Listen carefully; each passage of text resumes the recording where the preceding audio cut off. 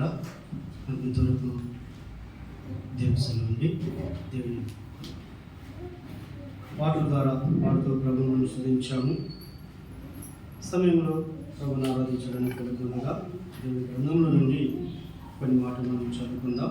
నిజంగా మరొక నూతన ప్రభు దినంలో మనమందరము సజీవులుగా ఉండి సజీవుడైన ప్రభుని ఆరాధించడానికి, సజీవుడైన ప్రభుని గణపరచడానికి, సజీవుడైన ప్రభుని స్తుతించడానికి దేవుడు మనకిచ్చిన ఈ భాగ్యాన్ని బట్టి మనం ఎంతగానో దేవుని స్తుతించబద్ధమైనాం. నిజంగా దేవాది దేవుడు మహాగణుడు, మహోన్నతుడు, ఆ సర్వోన్నతుడు, ఆ నిత్యుడు దేవుడు అల్పమయోగ్రమైన మనలను తన ప్రేమ చేత మనల్ని ప్రేమించి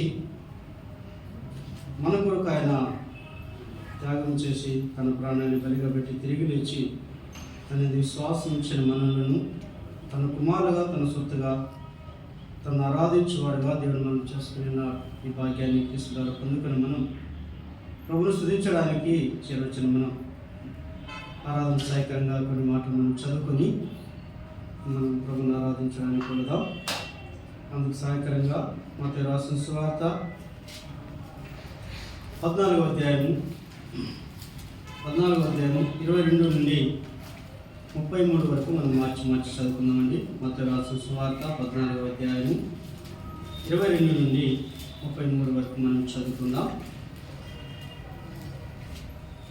వెంటనే ఆ జనసమూహమును తాను పంపినంతలో తన శిష్యులు ధోనికి తనకంటే ముందుగా అద్దరికి వెళ్ళవాలని ఆయన వారిని బలవంతం చేశాను.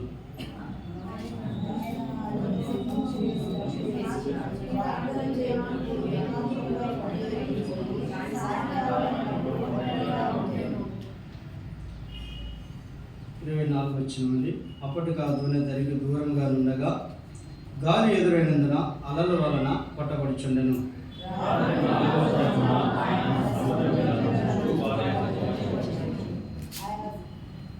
వచ్చిన ఆయన సముద్రం మీద నడుచుట శిష్యులు చూచి తొందరపడి భూతమని చెప్పుకొని భయం చేత కేకలు వేసిరి.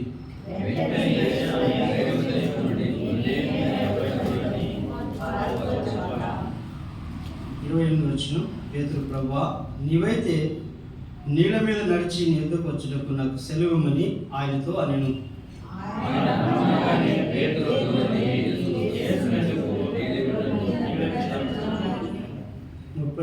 30 వచ్చిన గాలిని చూచి భయపడి మునిపోసాగి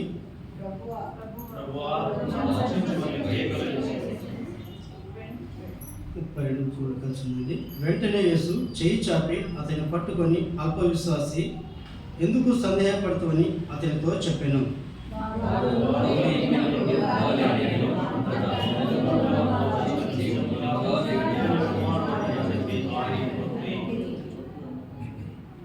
ప్రభునందు ప్రియులారా, మనం చదువుకున్న వాక్య భాగంలో చివరి భాగం 33 వచనంలో చివరి భాగం, నీవు నిజముగా దేవుని కుమారుడని చెప్పి ఆయనకు మొక్కిరి. మనమందరం ఆ మాటను గట్టిగా చదువుదాం.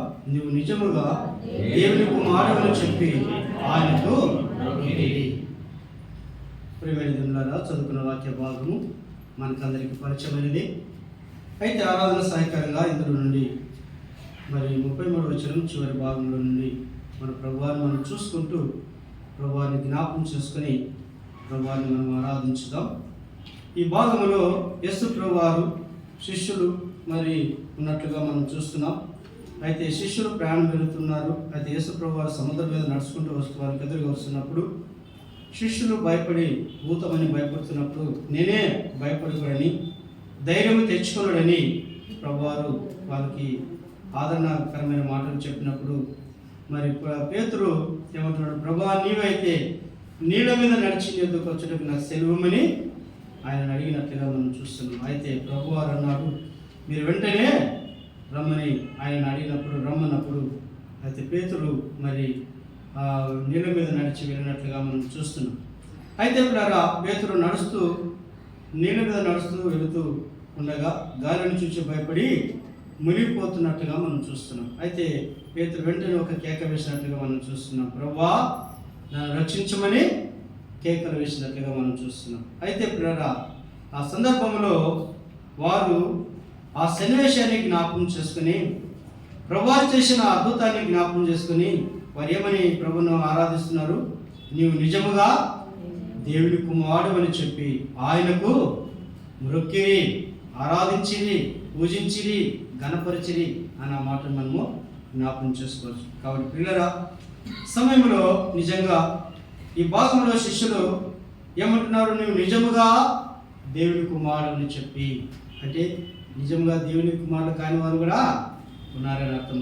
అయితే నిజంగా మన ప్రభు యేసుక్రీస్తు వారు ఆయన నిజమైన దేవుడు, నిజమైన మరి కాపరి, ఆయన నిజమైన మరి నిత్యుడు, ఆయన నిజమైన జీవాధిపతి, ఆయన అబద్ధం ఆడడానికి నరమాత్రుడు కాదు, ఆయన నిత్యులకు దేవుడు అనే లేఖనాలు కూడా మనం చూస్తున్నాం. ఆయన మాట ఇచ్చి మాట తప్పని వాడు, ఆయన మరి అబద్ధము ఆడని దేవుడు అని కూడా మనం చూస్తున్నాం. అయితే పిల్లరా, నిజంగా నిజమైన దేవుడు మరి మనకు దొరికారు, నిజమైన దేవుడు మనకు దొరికారు. మనము ఆయనను ఆరాధించే భాగ్యము దేవుడు మనకి ఇచ్చాడు. అయితే ఇక్కడ మనం చూస్తున్నాం, శిష్యులు అంటున్నారు నువ్వు నిజముగా దేవుని కుమారుడు చెప్పి ఆయనకు మొక్కిరి, ఆయనకు మొక్కిరి. ప్రేమికులారా, మరి ఈ భాగంలో మనం చూసినట్లయితే నిజమైన దేవుడని మనం జ్ఞాపకం చేసుకుంటున్నాం. అదే బాప్తిసం ఇచ్చి యోహాను మరి యేసు ప్రభువు చూసి ఒక మాట అన్నాడు. ఏమన్నాడు? ఇదిగో ఏమన్నాడు? మా లోక పాపములను మోసుకొని పోవు దేవుని గొర్రె పిల్ల అన్నాడు. శిష్యులు ఏమంటున్నారు? నువ్వు నిజంగా దేవుని కుమారుడు అని అంటున్నారు. అయితే భక్తుడైన యోహాను ఏమంటున్నాడు? నువ్వు లోక పాపములను మోసుకొని పోవు దేవుని గొర్రె పిల్ల. చూడండి, దేవుని కుమారుడే ఇప్పుడే ఎలా పిలువబడుతున్నాడు? దేవుని గొర్రె పిల్ల అని పిలువబడుతున్నట్లుగా మనం చూస్తున్నాం. కాబట్టి ప్రేమికులారా, నిజంగా ఆయన నిజమైన దేవుడు కాబట్టి మనం చూస్తున్నవన్నీ మనకి ప్రత్యక్షంగా నిజంగానే మనకు కనబడుతున్నాయి. ఆయన మాట చేత భూమిని కలుగజేశాడు, భూమి మనకు కనబడుతుంది. ఆయన ఆకాశాన్ని కలుగజేశాడు, ఆకాశం మనకు కనబడుతుంది. మరి అలాగే సూర్యచంద్ర నక్షత్రాలు ఆయన కలుగజేశాడు, అవి మనకు కనబడుతున్నాయి. నిజమైన దేవుడు కలుగజేశాడు కాబట్టి అవి నిజంగా మనకు కనబడుతున్నాయి. అయితే పిల్లరా, ఆ దేవుడు మరి నిజంగా దేవుని కుమారుడే. ఆయన ఎన్నో గొప్ప కార్యాలు చేశాడు, ఎన్నో మహత్కార్యాలు చేశాడు. మరి ఇక్కడ మనం చూస్తున్నాము, నీటి మీద నడిచెను అని మనం చూస్తున్నాము. అవును పిల్లరా, దేవాది దేవుడు కాబట్టి, ఆయన సర్వశక్తుడు కాబట్టి, నిజ దేవుడు కాబట్టి నీటి మీద నడిచాడు. అంత మాత్రమే కాదు, ఆయన ఎన్నో అద్భుతాలు చేశాడు. కానా ఊరిలో నీరు ఏం చేశాడు? రాక్షసంగా మార్చాడు. అలాగే మరి పిల్లల మరి మనం లేఖనాలు మనం చూసినట్లయితే మరి చనిపోయిన లాజరును ఆయన ఏం చేశాడు? ఆయన నిజమైన దేవుడు కాబట్టి నిజమైన కార్యాలు చేశాడు. అయితే పిల్లల ఆ దేవుడు నిజమైన దేవుడే. అయితే ఆయన ఒక సందర్భం వచ్చినప్పుడు దేవుని గొర్రె పిల్లగా బలినట్లుగా మనం చూస్తున్నాం. ఇదిగో లోక పాపములను మోసుకొని పోవు దేవుని గొర్రె పిల్ల. పిల్లల దేవుని కుమారుడే కానీ దేవుని గొర్రె పిల్లగా ఆయన దిగి వచ్చినట్టుగా మనం చూస్తున్నాం. కారణం ఏమిటి? ఎందుకు ఆయన దేవుని గొర్రె పిల్లగా వచ్చాడు మనం ఆలోచించినట్లయితే, లేఖనాల్లో మనం చూసినట్లయితే ఏ భేదము లేదు, అందరూ పాపం చేసి దేవుడు అనుగ్రహించి మహిమను పొందలేని వారుగా ఉన్నప్పుడు, దేవునికి దూరస్థలమైనప్పుడు మనమందరము గొర్రెల వలె దారి తప్పిపోతున్నప్పుడు, మనమందరము పాపముల చేతులు అపరాధముల చేతును చచ్చిన స్థితిలో ఉన్నప్పుడు, నశించి నరకానికి వెళుతున్నప్పుడు ఆయన మనలను ఏం చేశాడు? ప్రేమించాడు. మరొక భాగం ఉంది, ఆయన దీనులను జ్ఞాపకం చేసుకున్నాడు. ఆయన ప్రేమించాడు, ఆయన జ్ఞాపకం చేసుకున్నారు. ఎవరిని? మట్టి మానవులమైన మనలను, దీనులైన మనలను. ఈ దీనులము, ఈ మానవులము, మట్టి వారు ఏమయ్యామంటే దేవుని మహిమను పొందలేని వారుగా ఉన్నాం. ఈ మానవులను మనం ఏమయ్యామంటే దేవునికి దూరస్థులమయ్యాం, దేవుని యొక్క కోపానికి గురి అయ్యాం, నరకానికి దగ్గర అయ్యాం. గొర్రెల మనం కూడా దారి తప్పి దేవునికి దూరమై తిరుగుతున్నాం. దేవుడు ఎరుగక కూడా మనము జీవిస్తున్నాం. ఇలాంటి వారమైన మనలను దేవుడు ప్రేమించి మన కొరకు ఆయన దేవుని గొర్రె పిల్లగా దిగి వచ్చినట్టుగా మనం చూస్తున్నాం. దేవుని గొర్రెపిల్ల, దేవుని గొర్రెపిల్ల అని మనం చూస్తున్నాం. అవునండి, మన ప్రభువైన యేసుక్రీస్తు వారు సర్వ మానవ పాప పరిహారం నిమిత్తమై, నీ నా పాపాల పరిహారం నిమిత్తమై, నీ నా విమోచన క్రయధనం నిమిత్తమై ఆయన దేవునికి మానవుకును మధ్యవర్తిగా నిలిచిన దేవునిగా మనం చూస్తున్నాం. ఆయన దేవుని కుమారుడే కానీ ఆయన దేవుని గొర్రెపిల్లగా మారాడు. దేవుని గొర్రెపిల్లగా మారి ఎలాగో బలి అయ్యాడంటే దేవునికి మానవులకు మధ్యవర్తిగా ఆయన నిలిచి ఆయన బలి అయిన దేవునిగా కూడా మనం చూస్తున్నాం. అవునమ్మా, ఆయన బలి అయిన దేవుడు, ఆయన నిజముగా మానవులందరి కొరకు తన రక్తాన్ని చిందించిన దేవుడు, మానవులందరూ క్రయధనం చెల్లించడానికి తను తాను అర్పించుకున్న దేవుడు, ఆయన మన క్షేమార్థమై మన కొరకు తన తాను రిక్తుడైన దేవుడు. పౌలు ఫిలిప్పీ సంఘానికి రాస్తూ ఒక మాట అంటాడు, ఆయన దేవుడు అయిన కూడా దాసుడుగా వచ్చాడు, దాసుని స్వరూపము ధరించను అని కూడా మనం చూస్తున్నాం. నిజంగా పిల్లరా, ఆయన దేవాది దేవుడే కానీ ఆయన మన నిమిత్తమై దాసుడుగా వచ్చినట్లుగా మనం చూస్తున్నాం.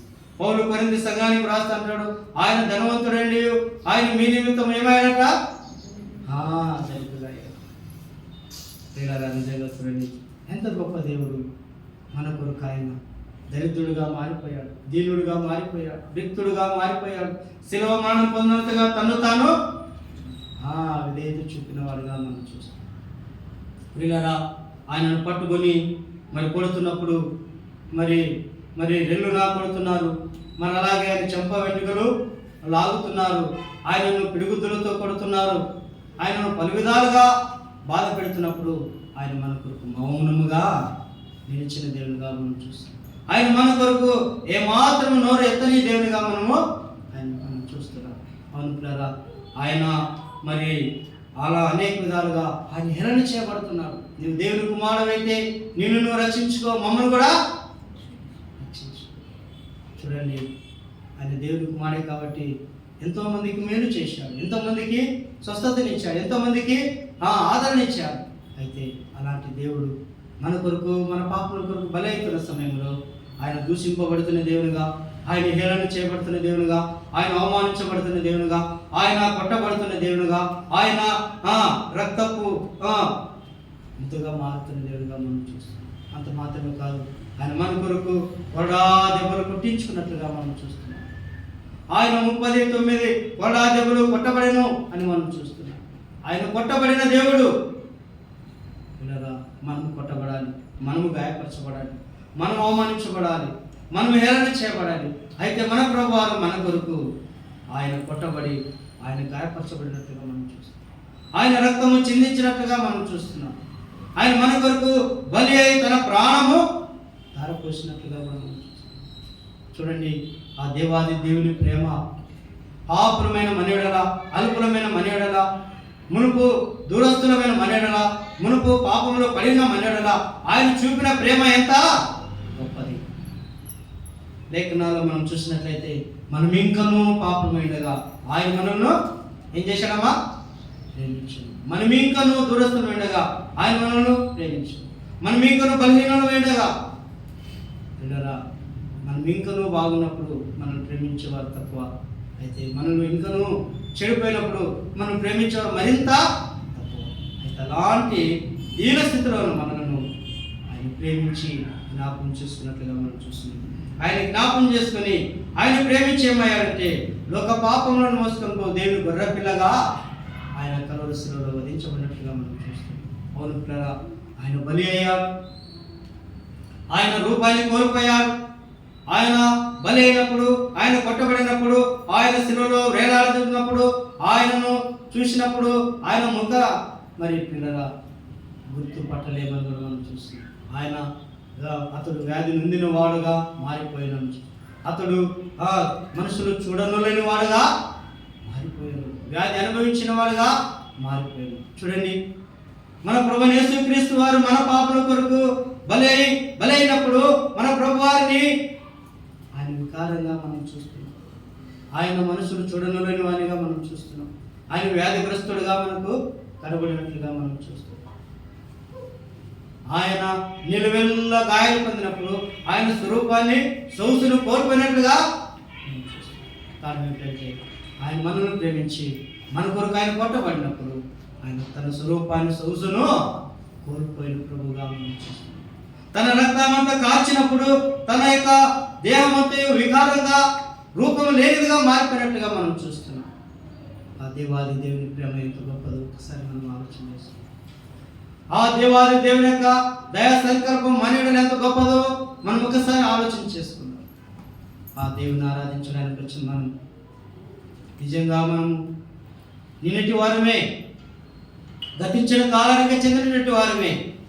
ఆయన కృపా మహాదైశ్వర్యము మనల్ని ప్రేమిస్తూ, మనల్ని క్షమిస్తూ, మనల్ని మరి దీర్ఘాశంతం అనుభవించి ఆయన మనల్ని కాపాడుతూ నడిపిస్తూ మరొక ప్రభు దినములో ఆయనను ఆరాధించే, మరొక ప్రభు దినములో ఆయనను జ్ఞాపకం చేసుకునే భాగ్యము దేవుడు మనకి ఇచ్చాడు. మనం ఎంతో ధన్యులం. ఒకసారి ఆలోచించేద్దాం.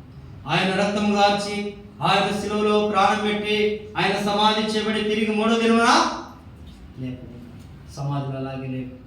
అందుకే పేతురు అంటాడు, మీరు జీవాధిపతిని చంపేతిరి, దేవుడు ఆయనను లేపెను, ఆయనను లేపెను అంటున్నాడు. అయితే ప్రభువు యేసుక్రీస్తు వారు యోహానుకు ప్రత్యక్షపరచుకుంటూ ఒక మాట అంటున్నాడు. ఏమని? నేను మృతుడనైతేనే కానీ యుగాయుగంలో సజీవుడనే జీవించు. చూడండి, దాన్ని కూడా సాక్ష్యం ఇస్తుంది. నేను పునరుద్ధారణని చెప్తున్నాను. కాబట్టి అలాంటి సజీవుడు మన కొరకు, మన పాపలకు ఆయన ప్రాణం పెట్టి సమాధి చేయబడి తిరిగి 3వ దినమున లేపబడ్డాడు. ఆయన నిజంగా దేవుని కుమారుడే, ఆయన నిజంగా దేవుని గొర్రెపిల్లే, ఆయన నిజంగా రాజులకు రాజే, ఆయన నిజంగా మహోన్నతుడే, ఆయన నిజంగా స్తుతులకు యోగ్యుడే, ఆయన నిజంగా ఘనత మహిమ ప్రభావం పొందడానికి ఆయన యోగ్యుడు. అలాంటి దేవుడు మనకు దొరికాడు. అలాంటి దేవుని ఆరాధించే భాగ్యము దేవుడు మనకి ఇచ్చాడు. కాబట్టి ఇదే కాలంలో ప్రభుని ఆరాధించడానికి వచ్చిన మనం, మన దేవుడు నిజమైన దేవుడు, నిజమైన దేవుని కుమారుడు. మన పాపల కొరకు నిజంగా ఆయన బలి అయ్యాడు, నిజంగా ఆయన కొట్టబడ్డాడు, నిజంగా ఆయన గాయపరచబడ్డాడు, నిజంగా ఆయన ఏలన చేయబడ్డాడు, నిజంగా ఆయన అవమానించబడ్డాడు, నిజంగా మన పాప యొక్క క్రయధనాన్ని చెల్లించడానికి తన రక్తమంతయు కలుసులు కార్చి తన ప్రాణం విడి తిరిగి లేచాడు. అలాంటి సజీవుడైన దేవుని, అలాంటి నిజ దేవుడైన దేవుని, అలాంటి దేవుని గొర్రెపిల్లైన దేవుని, దేవాది దేవుని కుమారుడైన దేవుని మనం జ్ఞాపకం చేసుకోవాలి. ఆయన మన ఎంతగా స్తుతించడం, ఆయన ఎంతగా మనం ఆరాధించడం. కాబట్టి ఆ ప్రభు యొక్క మేలును మనం తలపోసుకుంటూ ఆ ప్రభుని ఆరాధించడం, ఆ ప్రభు యొక్క శ్రమలను మనం జ్ఞాపకం చేసుకుంటూ ఆయనను ఆరాధించడం.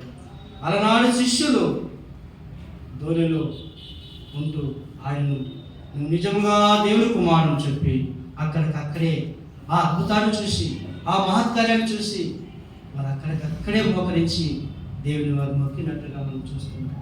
మన కొరకు ఆయన గొప్ప కార్యాల కంటే గొప్ప కార్యం చేశారు. ఏ గొప్ప కార్యం అది? శిలువ గొప్ప కార్యమని చేశారు. ఎవరు చేయని గొప్ప కార్యాన్ని ఆ ప్రభు వారు మన కొరకు ఆ కలవరిశిలువలో చేశారు. ఎవరు తన ప్రాణాన్ని పెట్టరు, అయితే మన ప్రభు మన కొరకు తన ప్రాణాన్ని పెట్టారు. ఎవరు మన కొరకు మన పాపలకు బలి ఎవరు, అయితే మన ప్రభు వారు మన కొరకు మన పాపల కొరకు ఆయన బలి అయ్యారు. ఎవరు మన కొరకు రక్తము చిందించారు, అయితే మన ప్రభు వారు మన కొరకు ఆయన రక్తము చిందించారు. ఎవరు మన కొరకు గాయపరచబడ్డారు, అయితే మన ప్రభు వారు మన కొరకు గాయపరచబడ్డారు. అలాంటి దేవుని మనము ప్రభుని ఆరాధించు, ప్రభునామమున దేవుడి కొద్ది మాటలు దీవించు.